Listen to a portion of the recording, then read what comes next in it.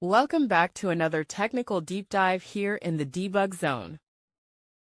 Today we're tackling a big question and breaking it down with insights from other users. Hopefully this clears up some misconceptions and helps you get the answer you need. So buckle up, stay a little curious, and let's jump right in.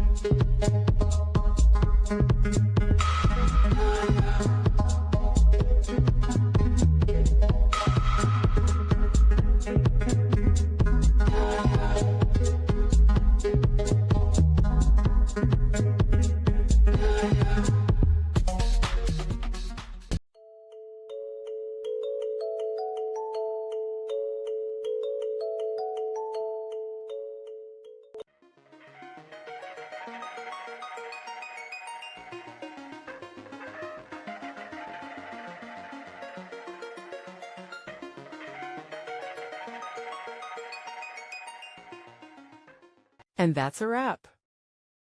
I hope you found the answer you were looking for. If you did, take a second to hit that subscribe button. It really helps out. And let me know in the comments which solution worked best for you. See you next time in the debug zone.